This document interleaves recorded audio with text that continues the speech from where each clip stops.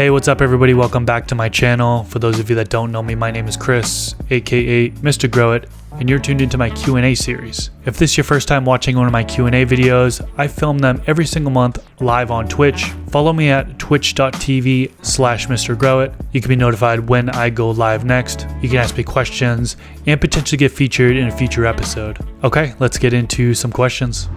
I wanted to ask you, out of all the different watering methods you've done, blue mats, auto pots, bottom watering, etc., what's your personal favorite way? I'm going to be trying a fully organic grow next time, and I'm looking for the best way to be as hands-off as I can.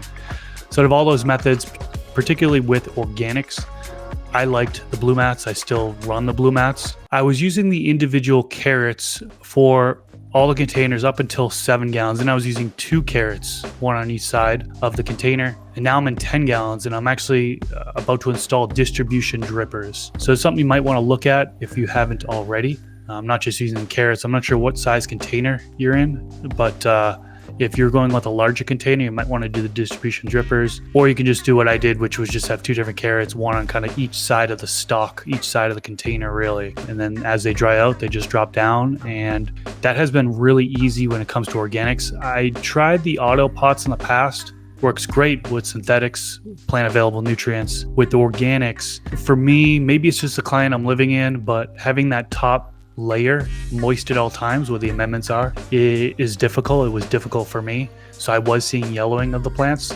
I've just had much better results using the blue mats because really it's a top-down drip, and I've been really liking the nutrient well technique. And it's a very controversial technique there.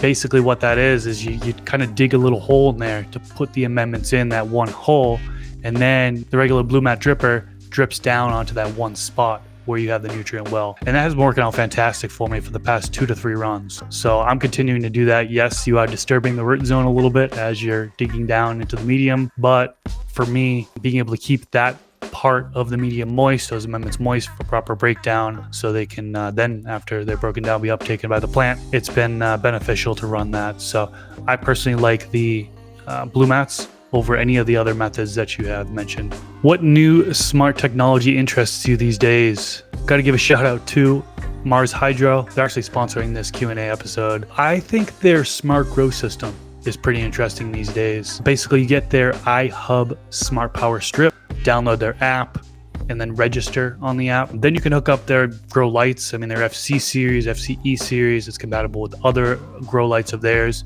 You can set the sunrise, sunset, control the intensity. You can also hook up the inline fan to it, and you can have specific environment conditions that kind of trigger that fan to come on and off. Humidifier, dehumidifier, fan, and even your heat mat can be plugged into it as well. And also it's not only Bluetooth, but Wi-Fi connectivity it has. So there's definitely more to it. I'm not going to list everything here in this Q&A, but if you want to learn more, for more information, go to their website, mars-hydro.com. Link will be in the YouTube description section below. And you can use discount code Mr. Grow It. Actually works for any of Mars Hydro's products. How do you feed with blue mats? Kind of just talking about that. And the other question, basically if you're using the organic amendments, typically what people do is they'll do that initial mending in the soil, with whatever fertilizer blend you're using, for example, or if you're using individual amendments. Then from there, you've installed the blue mats. If you're doing any additional top dressing, like I mentioned earlier, I was doing the nutrient well technique. Some people do spread it across the entire medium, just top dress that way. Or if you're using synthetics, you would just have your bottled nutrients mixed into your reservoir. It's a gravity fed, so the reservoir actually has to be higher than where your plants are, so it'll come down gravity fed. And when I was using synthetics, just really changing out the reservoir each week. So kind of going by the feeding chart. I know depending on what plant you're growing, typically looking at the feeding chart, half dose is what I typically do. Sometimes even a quarter dose, especially with the blue mats. Might want to start with a quarter dose to begin. Plants could be perfectly healthy with just that quarter dose. And sometimes I just had CalMag in the reservoir, and that had worked out pretty good for a little while. I was doing the kind of synganic grow. I had Fox Farm Ocean Forest soil, which has nutrients in it. Started out with that, and then had CalMag in the reservoir, and was just dripping down that CalMag. And then of course I went to a more like a bloom fertilizer when I was in flowering, but just for veg only, I was able to get away with just the Fox Farm soil and then the CalMag along with it. Do you prefer bowl trimming or shear trimming? Great question. I know a lot of people are going more towards the bowl trimmer these days, and I don't have one yet. I think I probably will get one in the future. I've heard some good things about the bowl trimmer. I've heard some bad things about the bowl trimmer. I think there's a lot of misinformation when it comes to the bowl trimmer. There's a lot of people that I've talked to that has had good success with it. You know, the whole trichomes falling off. I'm sure that there are, but I'm sure that's not completely ruining the crop by using a bowl trimmer. I know there's some downsides of using a bowl trimmer is that I guess apparently that fluffier type, larfier type, or more airier type of buds don't do well. So it's got to be, the density kind of has to be there in order for that bowl trimmer to work. I've just been hand trimming all these years. So, but I definitely want to try out one of the bowl trimmers in the future. How does your outdoor garden do in your desert summers? I'm subtropical with really hot temps in the summer. So most of the time I'm actually not growing outdoors in the summer, particularly vegetables. Wintertime it's great. You know, I can grow kale, lettuce, bok choy, spinach. That's mostly what I have. I just have a small 2-foot by 10-foot raised bed in my backyard. It's actually a living soil fabric pot raised bed, and that's been working out great over the years. But here in the summertime, if you try to grow those things, they're gonna bolt, like the lettuce and the spinach and so on and so forth. Though they can really only take temperatures of high 70s and then they'll start to bolt. So I personally don't grow those things in the summertime. What I will grow in the summer, peppers. You can also get away with melons as well. I've grown a Maduras sweet melon. Does really, really well in the desert region. So if you are, you know, growing outdoors and it's really hot where you live, definitely do some research and figure out what plants are good for that climate. Because the last thing you want to do is plant some things where they can't handle the temperature and then they just bolt and then you can't do anything with them anymore. So yeah. What are your thoughts on adding CO2 with mushroom bags? I've tried it and I have seen an increase using it. I know a lot of people, it's crazy what you read in the comment section these days. I mean, I've made content on these mushroom bags and there are people like, oh, this is a scam. It doesn't work, blah, blah, blah.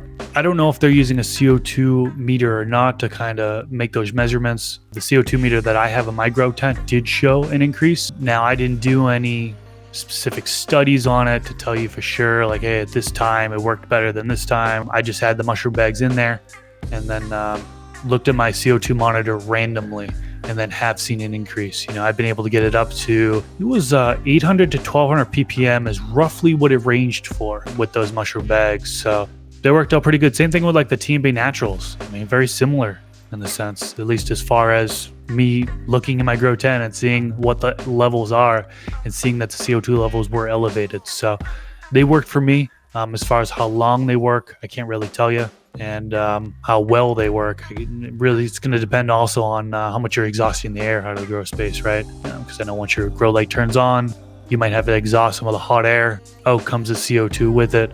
I think that's another reason why a lot of people say it's just not worth it. A lot of people's opinion on that one. At what point in flower should I max out my grow light wattage? What grow light are you using?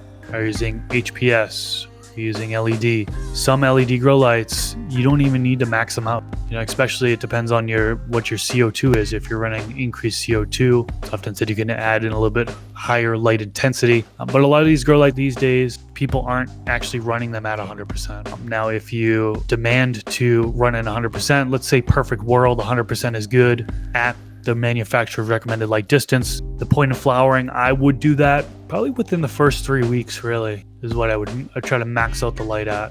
In the first 3 weeks. Generally speaking, 600 to 900 ppfd in the flowering stage. If you are looking to get a little bit higher than that, if you're adding CO2, looking to get a little bit higher, some people go upwards of 1200. Commercial facilities go even higher than that. Of course, you've also got to look at your EC. Might be a little bit more difficult to do this running organics versus being in more controlled environment where hydroponically, for example, where you have that EC and you're able to change that very easily. But yeah, roughly first 3 weeks is when I'd be looking to max out that grow light. How do you tell the difference between autos and photos? I think the only real way to tell the difference is if they start to automatically flower or not. Yeah, that's kind of a elementary answer, but you can't really plant an auto, plant a photo, have them grow up 2-3 weeks and be able to tell the difference just by looking at them, right? They look the same. So the only way to really tell the difference is if one starts to automatically flower or not. And that's usually around day 30 from sprout. Would you say 22 inches is safe distance between light and top of the plant? Depends on the light. Not all lights are created equal. Some that'll be fine, others that will not be fine. For example, one of the, what is it? Kind LED. What was their old model light with the blurple? That thing had to be like 24 to 36 inches away because in 22 would have been too close. But most LED grow lights these days, 22 inches should be fine. Even in flowering, some go as low as 12 inches away. It really depends on what grow light you have. I see some growers only use an inline fan when drying in their tent. You still use an oscillating fan in your dry tent. I would always use an oscillating fan in the grow tent. It would be on the bottom of the grow tent and it would blow the air around so that air would be circulating at all times. I know some people do run the inline fans as well. That works. I do believe in air exchange. I typically do once every 24 hours. I'm exchanging the air, and oftentimes I'm just opening up the grow tent and then waving the grow tent flap so air is being moved around, being exhausted out of there that way real quick. And then I always have to add in a humidifier to increase the humidity. I know some people run a dehumidifier, but these days I haven't really been doing drying that way now that I have the Canitrol. So you guys can see that in the background right there. Canitrol, big shout out to them. Their machine is awesome in my opinion. Makes the drying process hands off, really. Just harvest the plant, cut the individual branches so they'll fit into the Canitrol. Boom, boom, boom, on. And then after the first day, you wet the sponge and put it in there. It helps regulate the humidity in the space. And then the drip pan on the back, you have to make sure that gets emptied. I only had to empty it, I think, twice when I was drying. And that has been working out fantastic. I'll definitely put a link in the YouTube description section below if you want to learn more about the Canitrol. It's a new technology. I know a lot of people have been asking about the review video. I'm working on that. I should have that out in the upcoming weeks if all goes good. I know they have been sold out for quite some time. They're still taking orders just on back order. It's probably a better way to say it. Yeah, that's hot product, and I hope to have that review video out soon for you. But yeah, I would always use the oscillating fan on the dry tent, not just an inline fan. But there are different ways to go about it, of course. Is Fox Farm Ocean Forest mixed too hot for autos? Hasn't been hot for me. I know that's all you see in videos these days for random people that just say it's too hot. It's never been hot for me. For 13 years, I've been running Fox Farm Ocean Forest soil for autos and for photos. I've had like two plants that actually like had issues with it where it looked like it was just kind of toxic with nitrogen. And there I feel like it's just it's the cultivar in that case doing it, not so much the soil. So I've always had good luck with Fox Farm Ocean Forest soil. I really like that mix. I have it in my local nursery down the street, so I tend to go after that if I need bagged soil like that. So I would say no, it's not too hot for autos. But I would like to know in the comment section below if anybody out there has had too hot of soil for autos, particularly the Fox Farm Ocean Forest soil. Let me know down in the comments. It'd be interesting to see if anybody speaks up on that one.